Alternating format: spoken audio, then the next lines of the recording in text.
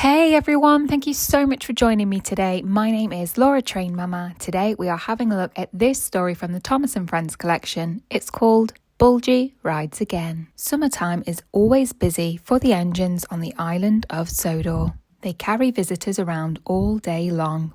But one summer, the engines had a problem. Thomas and Emily were in the foundry for repairs, so the other engines had to work extra hard. "Oh, my aching axles," grumbled Gordon as he passed Percy. I must find a way for us to carry more passengers," said the Fat Controller to Thomas and Emily.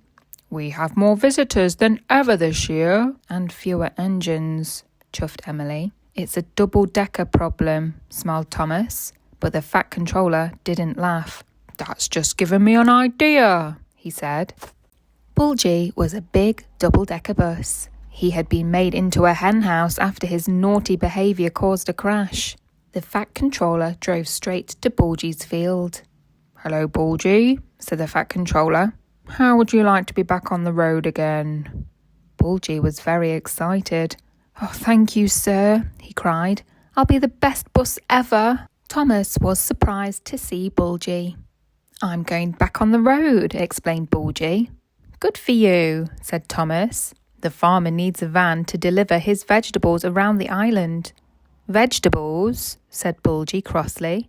"I'm not carrying silly old vegetables. I'm carrying passengers." Soon, Bulgy looked as good as new. He had been refitted and had a shiny new coat of paint. When he went back to his field, he tooted proudly at the hens. "We'll start in the morning," said his driver. "Good night, Bulgy." Bulgy smiled happily. That night, Bulgy dreamed about how smart he would look in the morning, full of passengers. But the hens missed their old home. One by one, they crept into his luggage racks and soon were fast asleep. In the morning, Bulgy set off bright and early to pick up his first passengers. There were lots of people waiting. "All aboard," tooted Bulgy, and he set off for Knapford Station. He drove so smoothly that the sleepy hens didn't wake up. Trevor was on the road ahead, chugging along slowly. "Get a move on, slow coach," called Bulgy importantly. "I've got passengers on board." Bulgy started to overtake Trevor, but suddenly he saw the mail truck coming the other way. "Oh no!" cried Bulgy. Bulgy swerved and missed the mail truck, but the swerving woke the hens up, and they were very frightened.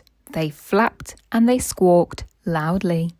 "Stop!" complained the passengers. "We want to get off."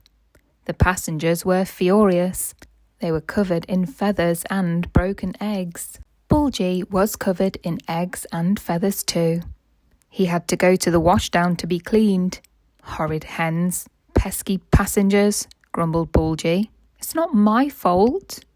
"We've been repaired now," said Thomas. "We'll be back carrying passengers again." "But the farmer still needs a van to carry his vegetables," sighed Emily.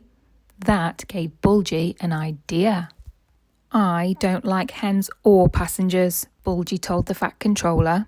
"Could I help the farmer instead?" The Fat Controller chuckled. Now Thomas and Emily were back. He had enough engines to carry passengers. "All right, Bulgy," he said. "You'll be the island's only vegetable stand on wheels." That brings us to the end of the story, Bulgy Rides Again.